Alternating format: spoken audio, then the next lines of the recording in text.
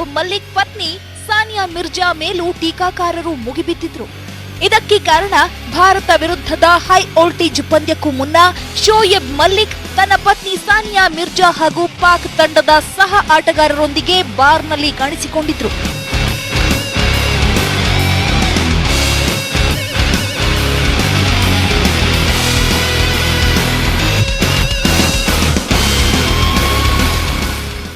ಹೌದು, ಪಾಕ್ ಫ್ಯಾನ್ಸ್ ಪಿತ್ತ ನೆತ್ತಿಗೇರಲು ಕಾರಣವಾಗಿದ್ದು ಈ ವಿಡಿಯೋ ನೋಡಿ. ಭಾರತ ಎದುರಿನ ಪ್ರಮುಖ ಪಂದ್ಯಕ್ಕೂ ಮುನ್ನ ಪಾಕ್ ಆಟಗಾರರು ಮ್ಯಾಂಚೆಸ್ಟರ್ನ ಶೀಶಾ ಕೆಫೆಯಲ್ಲಿ ಕುಳಿತು ಹುಕ್ಕಾ ಸೇದುತ್ತಾ ಹೀಗೆ ಮಜಾ ಮಾಡುವುದು ಎಷ್ಟು ಸರಿ ಎಂದು ಹಲವರು ಪ್ರಶ್ನಿಸಿದ್ರು. ಆದ್ರೆ ಇದಕ್ಕೆಲ್ಲ ಟೆನ್ನಿಸ್ ತಾರೆ ಸಾನಿಯಾ ಸರಿಯಾಗಿ ಉತ್ತರ ಕೊಟ್ಟಿದ್ರು. ನಮ್ಮ ಅನುಮತಿ ಇಲ್ಲದೆ ಈ ವಿಡಿಯೋ ಹೇಗೆ ಶೂಟ್ ಮಾಡಿದ್ರಿ? ಪಂದ್ಯ ಸೋತ್ರೂ ನಮಗೆ ಡಿನ್ನರ್ಗೆ ಹೋಗುವ ಅವಕಾಶವಿದೆ. ಟೀಕೆ ಮಾಡುತ್ತಿರೋ ಮೂರ್ಖ ಜನರು ಬೇರೆ ವಿಷಯ ಹುಡುಕಿಕೊಳ್ಳಿ ಎಂದು ಕಿಡಿಕಾರಿದ್ರು.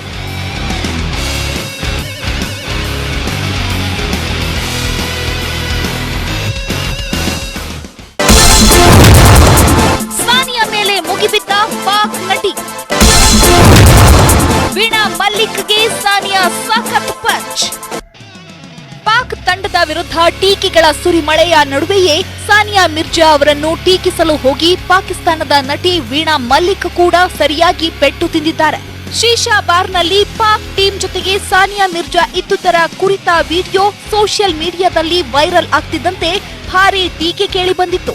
ಇದೇ ವಿಚಾರವಾಗಿ ಸಂಬಂಧಿಸಿದಂತೆ ಪಾಕಿಸ್ತಾನದ ನಟಿ ವೀಣಾ ಮಲ್ಲಿಕ್ ಮತ್ತು ಭಾರತದ ಟೆನ್ನಿಸ್ ತಾರೆ ಸಾನಿಯಾ ಮಿರ್ಜಾ ನಡುವೆ ಟ್ವೀಟ್ ಸಮರ ತಾರಕಕ್ಕೇರಿದೆ.